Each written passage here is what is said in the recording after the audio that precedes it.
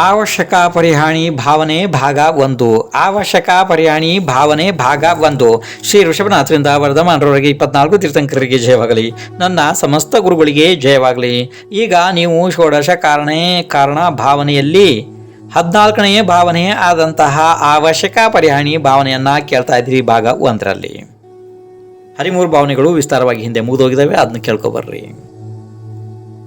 ಈಗ ಅವಶ್ಯಕ ಪರಿಹಾಣಿ ಭಾವನೆ ಅಂತಂದರೆ ಹಾಗಂದ್ರೆ ಏನು ಕೇಳ್ರಿ. ಯಾರು ಪಾಪಗಳ ವಶಗಳಲ್ಲಿ ಇರುವುದಿಲ್ಲ, ಪಂಚೇಂದ್ರಿಯ ಭೋಗ ಮತ್ತು ಕಷಾಯ ಕಷಾಯಗಳ ಅಧೀನ ಇರುವುದಿಲ್ಲ, ಅಂತಹ ಮುನಿ ಅವಶ ಅನ್ನಲ್ಪಡುತ್ತಾರೆ. ಈ ಶಬ್ದ ನಿಮಗೆ ಸರಿಯಾಗಿ ಗೊತ್ತಾಗಲ್ಲ ಅಂತಂದ್ರೆ ಇನ್ನೊಂದು ಸಲ ಕೇಳ್ರಿ. ಅವಶ ಇದು ಗೊತ್ತಾಗ್ತದೆ. ಅವಶ ಅರ್ಥ ಆಯ್ತಲ್ಲ? ಹಾಗಾದರೆ ಎಲ್ಲವನ್ನ ಇನ್ನೊಂದು ಸಲ ಕೇಳ್ರಿ.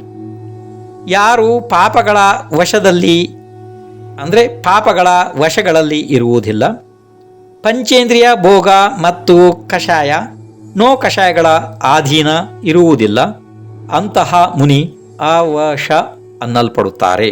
ಅಂದರೆ ಆ ವಶ ಅಂದರೆ ವಶ ಇಲ್ಲ, ಅವರು ಅವಶ. ಅರ್ಥ ಆಯ್ತು? ಅವರಿಂದ ನಿತ್ಯ ನಿಯಮಿತ ರೂಪದಿಂದ ಮಾಡುವಂತಹ ಅನುಷ್ಠಾನ ಅವಶ್ಯಕ ಇದೆ. ಆ ಅವಶ್ಯಕಗಳನ್ನು ಸರಿಯಾದ ಕಾಲದಲ್ಲಿ ಮಾಡುವುದು ಅವಶ್ಯಕ ಪರಿಹಾಣಿ ಭಾವನೆ ಇದೆ ಅಥವಾ ಮಾಡುವುದು ಅವಶ್ಯಕ ಇದೆ. ಈಗ ಹೇಗೂ ನಿಮಗೆ ಇದು ಗೊಂದಲಾಯಿತು, ಅದಕ್ಕೆ ನೇರವಾಗಿ ಇನ್ನೊಂದು ಸಲ ಹೇಳ್ತಾ ಹೋಗ್ತೀನಿ ಕೇಳ್ರಿ. ಯಾರು ಪಾಪಗಳ ವಶಗಳಲ್ಲಿ ಇರುವುದಿಲ್ಲ, ಪಂಚೇಂದ್ರಿಯ ಭೋಗ ಮತ್ತು ಕಷಾಯ ಕಷಾಯಗಳ ಅಧೀನ ಇರುವುದಿಲ್ಲ, ಅಂತಹ ಮುನಿ ಅವಶ ಅನ್ನಲ್ಪಡುತ್ತಾರೆ. ಅವರಿಂದ ನಿತ್ಯ ನಿಯಮಿತ ರೂಪದಿಂದ ಮಾಡುವಂತಹ ಅನುಷ್ಠಾನ ಅವಶ್ಯಕ ಇದೆ. ಆ ಅವಶ್ಯಕಗಳನ್ನು ಸರಿಯಾದ ಕಾಲದಲ್ಲಿ ಮಾಡುವುದು ಅವಶ್ಯಕ ಪರಿಹಾಣಿ ಇದೆ. ಈಗ 6 ಅವಶ್ಯಕಗಳ ಬಗ್ಗೆ ಹೇಳಲಾಗ್ತದೆ. ಅಂದರೆ ಅವಶ್ಯಕಗಳು 6 ಇದ್ದಾವೆ. ಇಲ್ಲಿ ಸರಳವಾಗಿ ಹೇಳಬೇಕಂದ್ರೆ ಅವಶ್ಯಕವಾಗಿ ಮಾಡಲೇಬೇಕಾದಂಥ ಕೆಲಸವನ್ನು ಇಲ್ಲಿ ಅವಶ್ಯಕ ಅಂತ ಹೇಳ್ತಾರೆ. ನೀವು ಸಾಮಾನ್ಯವಾಗಿ ಹೀಗೆ ತಿಳಿದ್ರೂ ಸಾಕಾಗ್ತದೆ. ಈಗ ಅವಶ್ಯಕಗಳು 6 ಇದ್ದಾವೆ. 1 ಸಾಮಾಯಿಕ, 2 ಸ್ತುತಿ, 3 ವಂದನಾ, 4 ಪ್ರತಿಕ್ರಮಣ, 5 ಪ್ರತ್ಯಾಖ್ಯಾನ, 6 ಕಾಯೋತ್ಸರ್ಗ. ನೋಡಿ, ಸಾಮಾಯಿಕ, ಸ್ತುತಿ, ವಂದನಾ, ಪ್ರತಿಕ್ರಮಣ, ಪ್ರತ್ಯಾಖ್ಯಾನ, ಕಾಯೋತ್ಸರ್ಗ. ಈಗ ಇದರ ಒಂದೊಂದರ ಬಗ್ಗೆ ಹೇಳಲಾಗುತ್ತದೆ. ಕೇಳ್ತಾ ಹೋಗ್ರಿ, ಮತ್ತೆ ಬರ್ಕೊಳ್ತಾ ಹೋಗ್ರಿ. ಹಾಗೆ ಕೇಳೋದ್ರಿಂದ ನೆನಪು ಆಗುವುದಿಲ್ಲ. 1 ಸಾಮಾಯಿಕ ಅಂದರೆ ರಾಗ ದ್ವೇಷ ರಹಿತ ಸಮಾನ ಭಾವ ಸಾಮಾಯಿಕ ಇದೆ. 2 ಸ್ತುತಿ ಅಂದರೆ 24 ತೀರ್ಥಂಕರರು ಅಥವಾ ಪಂಚ ಪರಮೇಷ್ಠಿಗಳ ಸಾಮೂಹಿಕ ಗುಣಾನುವಾದ ಸ್ತುತಿ ಇದೆ. 3 ವಂದನಾ ಅಂದರೆ 1 ತೀರ್ಥಂಕರರ ಅಥವಾ 1 ಪರಮೇಷ್ಠಿಯ ಗುಣಗಾನ ಮಾಡುವುದು, ಗುಣಾನುವಾದ ಮಾಡುವುದು ವಂದನಾ ಇದೆ. 4 ಪ್ರತಿಕ್ರಮಣ ಅಂದರೆ ಕೃತದೋಷ ನಿವಾರಣೆಗಾಗಿ ಮಾಡುವ ಕ್ರಿಯೆ ಪ್ರತಿಕ್ರಮಣ ಇದೆ. 5 ಪ್ರತ್ಯಾಖ್ಯಾನ ಅಂದರೆ ನಿಯತಕಾಲ ಸಂಬಂಧಿ ಮತ್ತು ಮುಂಬರುವ ಕಾಲದ ದೋಷ ಪರಿಹಾರ ಪ್ರತ್ಯಾಖ್ಯಾನ ಇದೆ. 6 ಕಾಯೋತ್ಸರ್ಗ ಅಂದರೆ ಶರೀರದಿಂದ ಮಮತ್ವವನ್ನು ಬಿಡುವುದು ಕಾಯೋತ್ಸರ್ಗ ಇದೆ. ಇಲ್ಲಿ ನೋಡಿ, ಕಾಯ ಉತ್ಸರ್ಗ, ಕಾಯೋತ್ಸರ್ಗ. ಇನ್ನು ಮುಂದೆ ಕೇಳ್ರಿ. ಈ 6 ಅವಶ್ಯಕಗಳನ್ನು ಯಥಾಕಾಲ ಮಾಡುವುದು ಅವಶ್ಯಕ ಪರಿಹಾಣಿ ಭಾವನೆ ಇದೆ. ಅಥವಾ ಅವಶ್ಯಕವಾಗಿ ಮಾಡಲೇಬೇಕಾದ ಕ್ರಿಯೆಗಳಲ್ಲಿ ಹಾನಿ ಮಾಡದೇ ಇರುವ ಭಾವನೆಯನ್ನು ಇಲ್ಲಿ ಅವಶ್ಯಕ ಪರಿಹಾಣಿ ಭಾವನೆ ಎಂದಿದೆ ಅಂತಂದರೆ, ಈಗ ನಿಮಗೆ ಸರಳವಾಗಿ ಹೇಳಬೇಕು ಅಂತಂದರೆ ಈ 6 ಅವಶ್ಯಕಗಳು, ಅಂದರೆ ಇದನ್ನ ಅವಶ್ಯ ಮಾಡಲೇಬೇಕು. ಆ ರೀತಿ ಯಥಾಕಾಲ ಮಾಡುವುದು ಅವಶ್ಯಕ ಪರಿಹಾಣಿ ಭಾವನೆ ಇದೆ. ಅಥವಾ ಅವಶ್ಯಕವಾಗಿ ಮಾಡಲೇಬೇಕಾದ ಕ್ರಿಯೆಗಳಲ್ಲಿ ಹಾನಿ ಮಾಡದೇ ಇರುವುದು, ಅಂದರೆ ಅದನ್ನು ಕಡಿಮೆ ಮಾಡದೇ ಇರುವುದು ಅಥವಾ ಅದನ್ನು ಬಿಟ್ಟು ಬಿಡುವುದು. ಈ ರೀತಿ ಮಾಡಬಾರದು, ಬಿಡಬಾರ್ದು ಅದನ್ನ. ಹಾನಿ ಮಾಡದೇ ಇರುವುದು ಅದರ ಭಾವನೆ ಏನಿದೆ ಅದನ್ನು ಅವಶ್ಯಕ ಪರಿಹಾಣಿ ಭಾವನೆ ಎನ್ನಲಾಗಿದೆ. ಇದು ತೀರ್ಥಂಕರ ಪ್ರಕೃತಿಗೆ ಅಂತಹ ಪುಣ್ಯವನ್ನು ಸಂಗ್ರಹ ಮಾಡಿಕೊಡುವಂತಹ ಭಾವನೆ ಇದೆ. ಇದರಿಂದ ಕೂಡ ತೀರ್ಥಂಕರ ಪ್ರಕೃತಿ ಬಂಧ ಆಗುತ್ತದೆ. ಇವುಗಳ ವಿಸ್ತಾರ ವಿಚಾರಗಳನ್ನು ಮುಂದೆ ಹೇಳಲಾಗುತ್ತದೆ. ಯಾಕೆಂತಂದರೆ ಈ ಒಂದೊಂದರದ್ದು ಕೂಡ 6 ಭೇದ ಈ ರೀತಿಯೆಲ್ಲ ಇದ್ದಾವೆ. ಆದ್ದರಿಂದ ಇದೆಲ್ಲ ಸ್ವಲ್ಪ ವಿಸ್ತಾರ ಆಗುತ್ತದೆ. ಈಗ 1ನೆಯ ವಿಷಯ, ಸಮತೆಯ ಭಾವನೆ ಸಾಮಾಯಿಕ ಇದೆ. ಇದರದ್ದು ನಾಮ, ಸ್ಥಾಪನ, ದ್ರವ್ಯ, ಕ್ಷೇತ್ರ, ಕಾಲ, ಭಾವ ರೂಪದಿಂದ 6 ಭೇದಗಳು ಇದ್ದಾವೆ. ಯಾವ್ಯಾವ್ದಾಯ್ತು ಸ್ವಲ್ಪ ಇನ್ನೊಂದು ಸಲ ಕೇಳ್ಕೊಡ್ರಿ. 6 ಭೇದಗಳು ಬೇಕು. ಅಂದರೆ ಸಾಮಾಯಿಕ ಇದೆಯಲ್ಲ, ಈ ಸಾಮಾಯಿಕದ್ದು 6 ಭೇದ ಬೇಕೀಗ. ಅದು ಯಾವುದಪ್ಪ ಹಾಗಾದರೆ ಬರ್ಕೊಡ್ರಿ. ನಾಮ, ಸ್ಥಾಪನ, ದ್ರವ್ಯ, ಕ್ಷೇತ್ರ, ಕಾಲ, ಭಾವ. ಇದೀಗ ಆರಾದ್ವಲ್ಲ. ಹಾಗಾದರೆ ಈಗ ಈ ಸಾಮಾಯಿಕದ್ದು 6 ಭೇದಗಳನ್ನು ಹೇಳಿದ್ದಾಯ್ತು ಅಲ್ವಾ. ಆದರೆ ಈ ಭೇದಗಳ ಅರ್ಥ ಏನು, ಇದರ ಪಾರಿಭಾಷೆ ಏನು ಅಲ್ವಾ. ಹಾಗಿದ್ರೆ ಅದನ್ನು ಸಮಾಧಾನವಾಗಿ ಬರೆದುಕೊಳ್ಳಿರಿ. 1. ನಾಮ ಸಾಮಾಯಿಕ ಅಂದರೆ ಶುಭ ನಾಮ ಅಶುಭ ನಾಮಗಳನ್ನು ಕೇಳಿ ರಾಗದ್ವೇಷ ಮಾಡದೇ ಇರುವುದು. ಅಂತಂದರೆ ನೋಡಿ, ಯಾವುದೋ ಹೆಸರು ನಮಗೆ ಇಷ್ಟ ಆಗುವುದಿಲ್ಲ, ಯಾವುದೋ ಹೆಸರು ನಮಗೆ ಇಷ್ಟ ಆಗ್ತದೆ. ಆ ಇಷ್ಟ ಆಗದಂಥ ಹೆಸರಿನಲ್ಲಿ ನಾವು ಅದರ ಬಗ್ಗೆ ಬೇಸರಗೊಳ್ಳುವುದು, ಮತ್ತು ನಮಗೆ ಸಂತೋಷ ಆಗುವಂಥ ಶುಭನಾಮದಲ್ಲಿ ನಾವು ಸಂತೋಷ ಪಡುವುದು ಅಂದರೆ ರಾಗ ದ್ವೇಷ. ಇಲ್ಲಿ 2 ಮಹತ್ವಪೂರ್ಣ ಬಿಂದು, ರಾಗ ದ್ವೇಷ. ನೋಡಿ, ಒಂದು ಸೂಚನೆ ಏನು ಅಂತಂದರೆ, ಕರ್ನಾಟಕದವರಿಗೆ, ಕನ್ನಡವೇ ಕಲಿತವರಿಗೆ ಇದು ಸಮಸ್ಯೆ ಆಗುವುದಿಲ್ಲ. ಆದರೆ ಮಹಾರಾಷ್ಟ್ರದವರಿಗೆ ಒಂದು ದೊಡ್ಡ ಸಮಸ್ಯೆ ಏನಾಗ್ತದೆ ಅಂತಂದರೆ, ಮಹಾರಾಷ್ಟ್ರದ ಮರಾಠಿ ಭಾಷೆಯ ಒಳಗಡೆ ರಾಗ ಅಂತ ಅಂದರೆ ಸಿಟ್ಟು. ರಾಗದ ಅರ್ಥ ಇದೆಯಲ್ಲ, ಅದು ಸಿಟ್ಟು.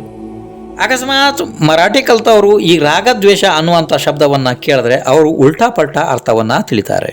ಯಾಕೆಂತಂದರೆ ಇಲ್ಲಿ ಶಾಸ್ತ್ರದ ಪದ್ಧತಿಯಲ್ಲಿ ರಾಗ ದ್ವೇಷದ ಅರ್ಥ ಏನು, ಶಾಸ್ತ್ರದ ಸರಿಯಾದ ಅರ್ಥ ಅಂತಂದರೆ ರಾಗ ಅಂತಂದರೆ ಇಚ್ಛೆ ಭಾವ, ಪ್ರೀತಿ ಭಾವ, ಇದು ರಾಗ ಇದೆ.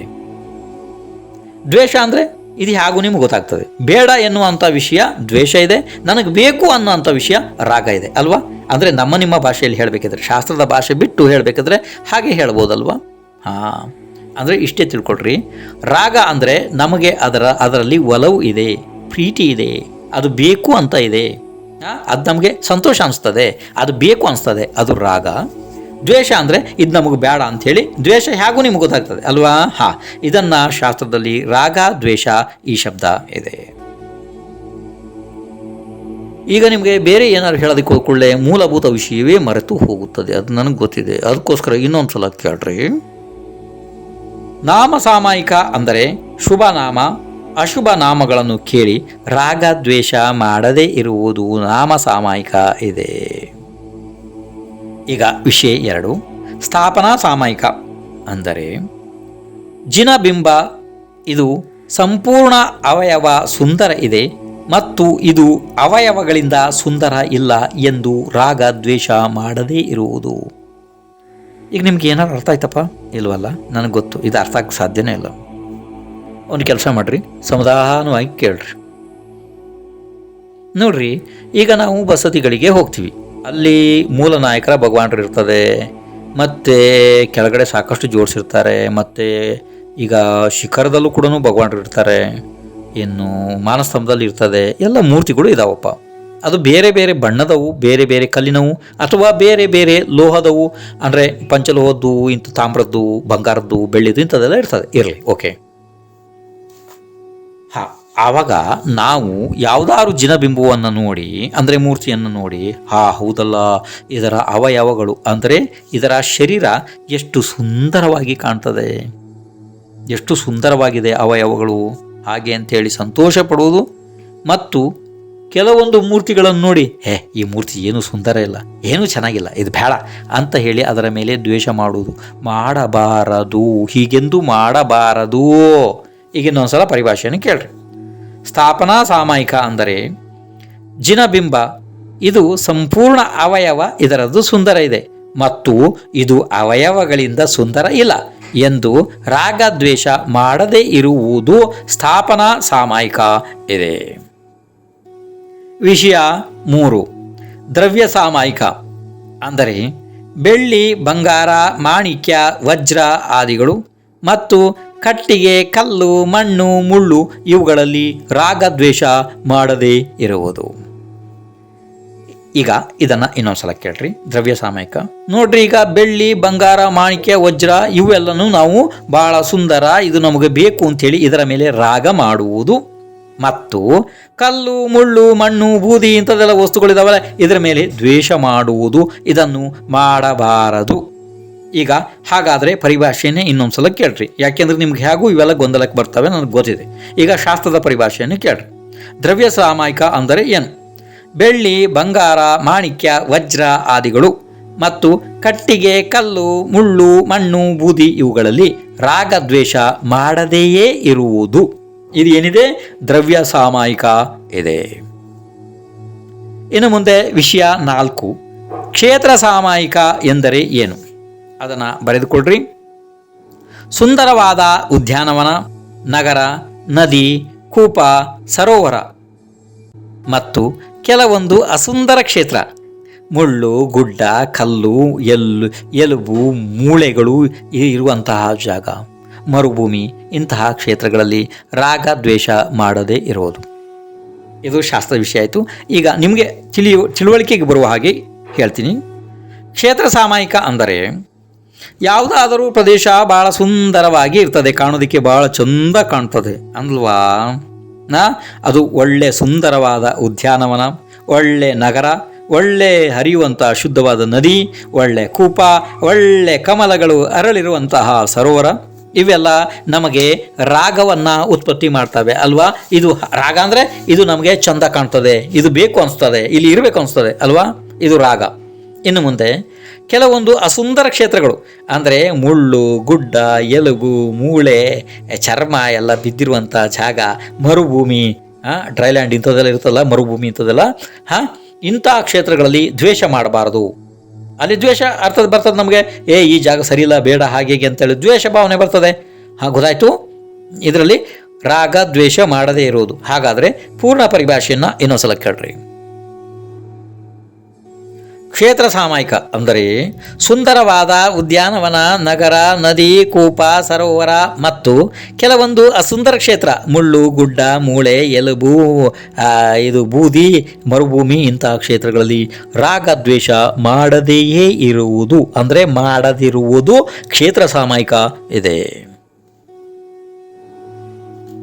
ಹಾಗಾದರೆ ಇನ್ನು ಮುಂದಿನ ವಿಷಯ ಕಾಲ ಸಾಮಾಯಿಕ ಅಂದರೆ ಏನು? ಉತ್ತರ: ಹೇಮಂತ ಋತು, ಶಿಶಿರ ಋತು, ಗ್ರೀಷ್ಮ ಋತು, ವಸಂತ ಋತು, ಶೀತ ಋತು, ವರ್ಷಾ ಋತು. ಈ 6 ಋತುಗಳಲ್ಲಿ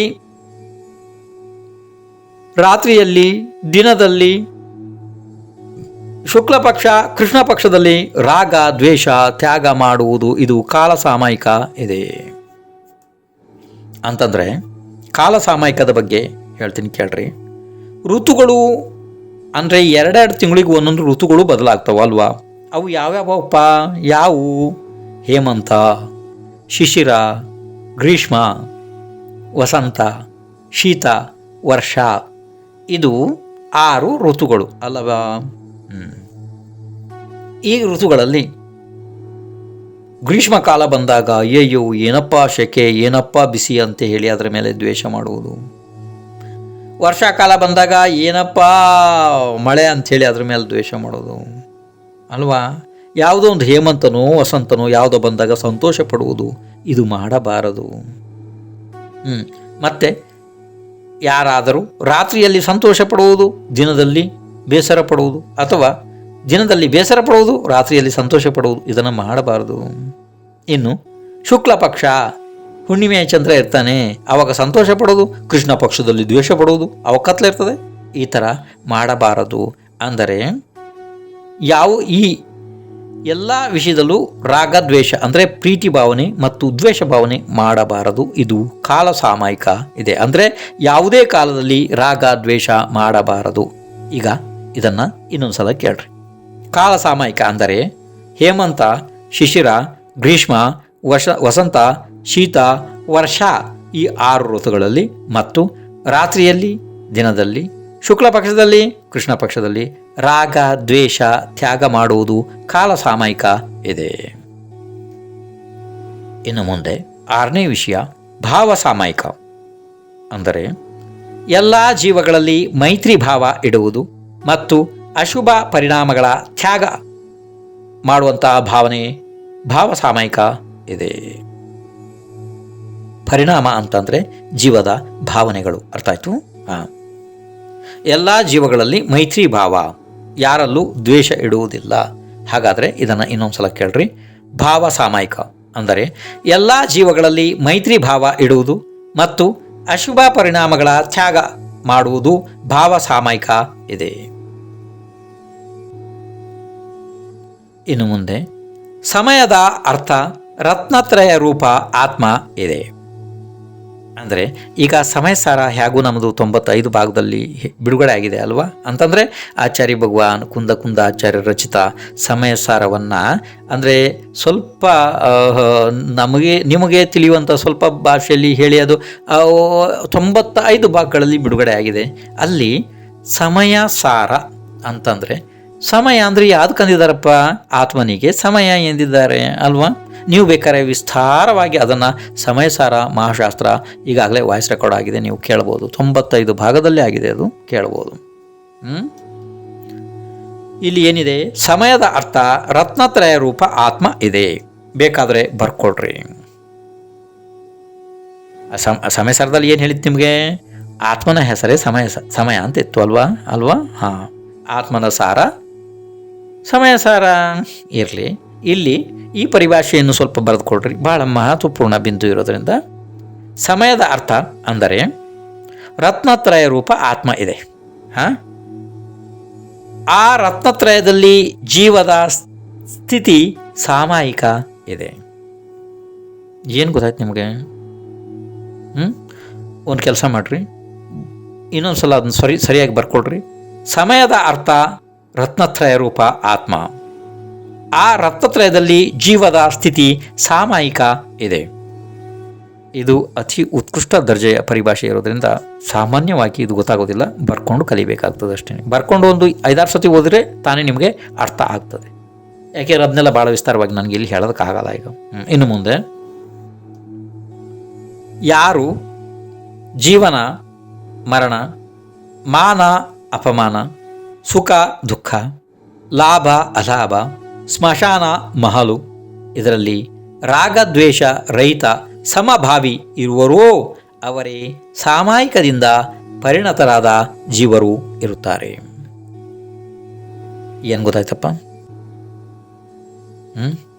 ನೋಡಿ, ಯಾವ ಜೀವನು ಜೀವನದಲ್ಲಿ ಮರಣದಲ್ಲಿ, ಮಾನದಲ್ಲಿ ಅಪಮಾನದಲ್ಲಿ, ಸುಖದಲ್ಲಿ ದುಃಖದಲ್ಲಿ, ಲಾಭದಲ್ಲಿ ಅಲಾಭದಲ್ಲಿ, ಸ್ಮಶಾನದಲ್ಲಿ ಮಹಲಿನಲ್ಲಿ ರಾಗ ದ್ವೇಷ ಮಾಡದೆಯೇ ಸಮಭಾವಿ ಇರುತ್ತಾನೆಯೋ ಆ ಜೀವವೇ ಸಾಮಾಯಿಕದಿಂದ ಪರಿಣತವಾದ ಜೀವ ಇದೆ. ಎಷ್ಟು ಸುಂದರವಾದ ಪರಿಭಾಷೆ ಇದೆ ಅಲ್ವಾ? ಎಷ್ಟೊಂದು ಸುಂದರವಾಗಿದೆ ಅಲ್ಲ? ಅಕಸ್ಮಾತ್ ನಾವು ಇದನ್ನು ವಿಚಾರ ಮಾಡೋಕ್ಕೆ ಹೋದರೆ ನಮ್ಮಲ್ಲಿ ಸಮತೆ ಇದೆಯಾ, ಸಾಮಾಯಿಕ ಇದೆಯಾ ಅಲ್ವಾ? ಎಷ್ಟೊಂದು ಸುಂದರವಾದ ಪರಿಭಾಷೆ ಇದು. ಪದೇ ಪದೇ ಪದೇ ಪದೇ ಪದೇ ಪದೇ ಒಂದು ಗಂಟೆಗೆ ಒಂದ್ಸಲ, ಅರ್ಧ ಗಂಟೆಗೆ ಒಂದ್ಸಲನಾರು ಇದನ್ನು ನೆನೆಸ್ಕೊಳ್ಬೇಕಲ್ವಾ, ಅಷ್ಟು ಸುಂದರವಾದ ಪರಿಭಾಷೆ ಇದೆ. ಇದ್ರ ಬಗ್ಗೆ ಹೇಳಬೇಕಾಗಿತ್ತು, ಆದರೆ ಸಮಯ ಆಗ್ತಿಲ್ಲ. ಇನ್ನು ನಾಳೆ ಬಂದು ಕೇಳ್ಕೊಂಡು ಹೋಗ್ರಿ ನೀವು. ಈಗ ಹೋಗ್ಬರ್ರಿ ಇರಲಿ. ಶ್ರೀ ಋಷಭನಾಥನ ವರ್ಕ್ ಮಾಡೋರು 24 ತೀರ್ಥಂಕರಿಗೆ ಜಯವಾಗಲಿ. ಹೋಗಿ ವಿದ್ಯಾಭೂಷಣ್ ಮಹಾರಾಜರ ಆ್ಯಪ್ ಅನ್ನು ಡೌನ್ಲೋಡ್ ಮಾಡಿಕೊಳ್ಳಲು ಪ್ಲೇಸ್ಟೋರ್ ಅನ್ನು ಓಪನ್ ಮಾಡಿ ಹಾಗೂ ಟೈಪ್ ಮಾಡಿ ವಿದ್ಯಾಭೂಷಣ್ ಮಹಾರಾಜ್. ಮಹಾರಾಜರ ಫೋಟೋ ಕಾಣಿಸುತ್ತೆ, ಅದರ ಮೇಲೆ ಕ್ಲಿಕ್ ಮಾಡಿಕೊಳ್ಳಿ ಹಾಗೂ ಆ್ಯಪ್ ಅನ್ನು ಇನ್ಸ್ಟಾಲ್ ಮಾಡಿಕೊಳ್ಳಿ. ಹಾಗೂ ನಿಮಗೆ ಬೇಕಾದ ಶಾಸ್ತ್ರದ ಸ್ವಾಧ್ಯಾಯವನ್ನು ಆಡಿಯೋ ಮೂಲಕ ಕೇಳಿ ತಿಳಿದುಕೊಳ್ಳಿ. ಯೂಟ್ಯೂಬ್ ಚಾನಲ್ ಅನ್ನು ಸಬ್ಸ್ಕ್ರೈಬ್ ಮಾಡಿ, ಲೈಕ್ ಮತ್ತು ಶೇರ್ ಮಾಡಿ.